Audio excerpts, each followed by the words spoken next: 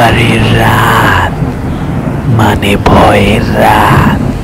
এখানে কল্পনা নয়, কাহিনী শোনানো হয়। আমার ভূতের বাড়ি চ্যানেলে আজ ৪র্থ এপিসোড। আপনাদের সকলকে স্বাগত জানাই। আশা করছি আপনারা সকলে সুস্থ আছেন। অনেকে আত্মা বিশ্বাস করে না, ভাবে এটা একটা ভ্রান্ত ধারণা। কিন্তু অনেক মানুষ আছেন যাদের অস্বাভাবিক মৃত্যু হয়। কেউ বিষ খেয়ে মারা যায়, কেউ গলায় দড়ি দিয়ে মারা যায়, কেউ বা রেল লাইনে তাদের গলা কেটে যায়। আর তাদের আত্মাগুলো রাতের অন্ধকারে ঘুরে বেড়ায়, অদ্ভুত ভাবে হাসতে থাকে। আর কোনো নির্জন রাস্তার মোড়ে গাছটিতে তাদের লম্বা পা ঝুলিয়ে একা একা অন্ধকার অমাবস্যার রাত্রে বসে থাকতে দেখা যায়। আর অদ্ভুত ভাবে কান্না করে, হাসে, তারা শরীর খোঁজে। আপনারা ভুল করেও একলা রাত্রে বের হবেন না। আমাদের আজকের নিবেদন, একলা ঘরের অতৃপ্ত আত্মা। এটা শুধু ঘটনা নয়, এক সতর্ক বার্তা। আলো জ্বালিয়ে বসুন।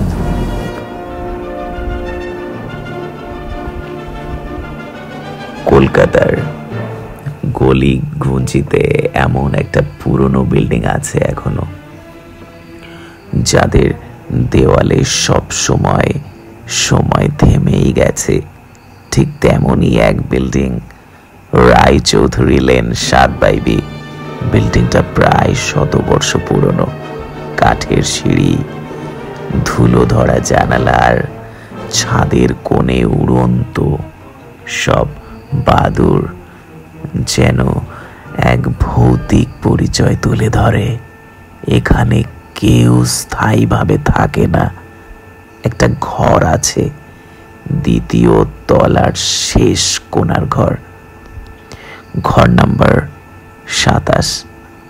এই ঘরটা দীর্ঘকালের জন্য ফাঁকা।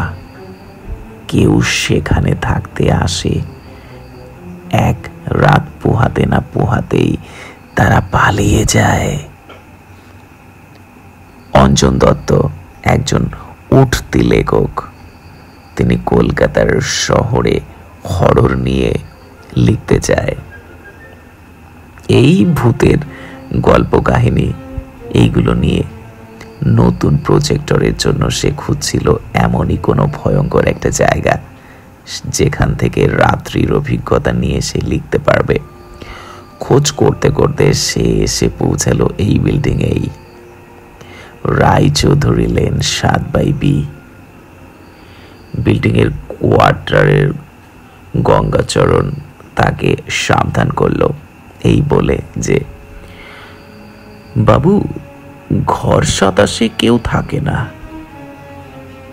ওখানে কে আছে কে সেটা কেউ জানে না ঠিক, শুধু জানে সন্ধ্যা নামলেই ঘরে আলো নিভে যায় আর কেউ যেন অদ্ভুত হাসি হাসে, সশব্দে হেঁটে বেড়ায়। অঞ্জনের বিশ্বাস এমন গল্প গুজবেই লেখার খোরাক। সে স্পষ্ট বলে উঠল গঙ্গাচরণের কথাতে, আমি ঠিক সন্ধ্যের আগে ঘরে ঢুকবো আর পুরো রাত ওখানেই থাকবো, দেখি তো কেমন ভূত আসে।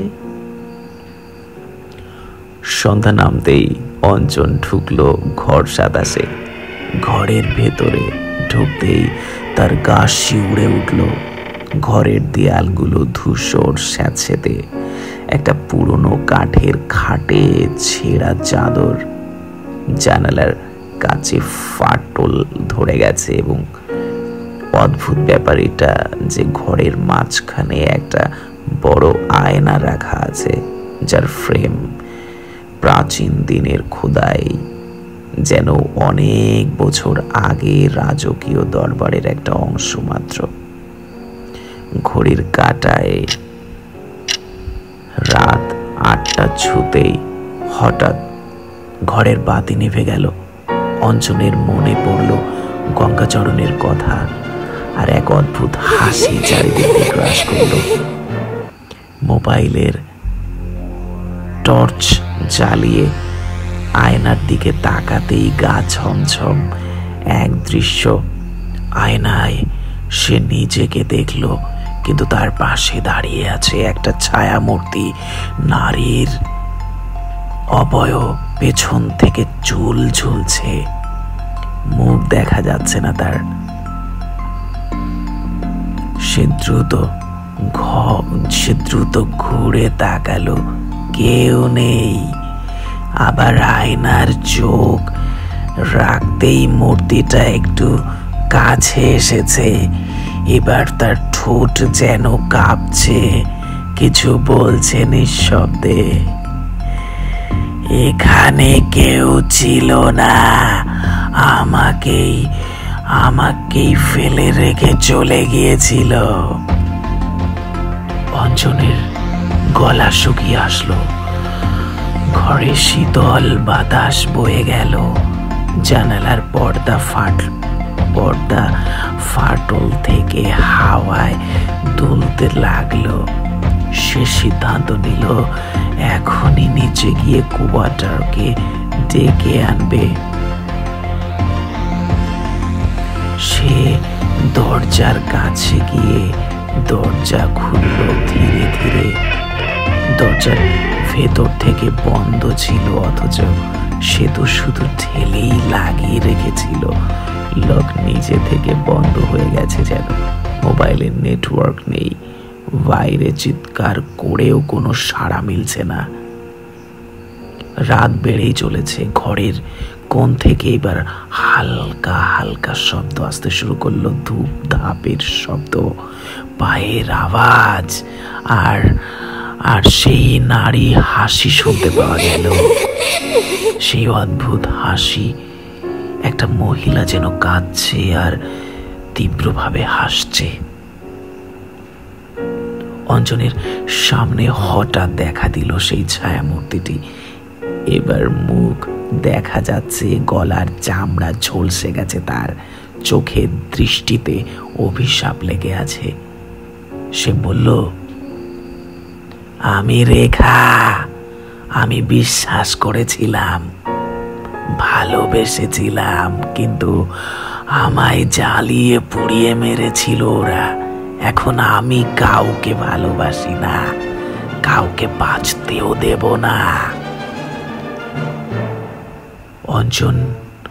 অঞ্জনের দম বন্ধ হয়ে আসছে, আর আতঙ্কে প্রাণটা যেন বেরিয়ে যায়।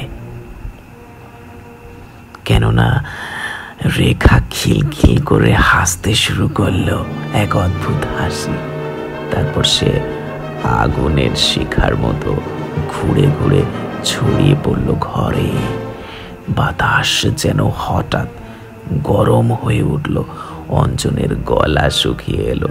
সে কাপা হাতে চিৎকার করে বলল, তুমি কি চাও? কেন আমাকে মারতে চাও? মহিলাটি বলল, এই আয়নাতেই আমি শেষবার নিজেকে দেখেছিলাম, তারপর আর কিছু নয়।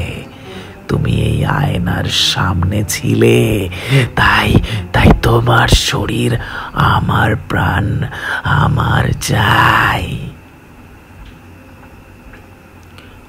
ঘরের এক কোণে রাখা পুরনো একটা ডায়েরি খুঁজে পায় অঞ্জন।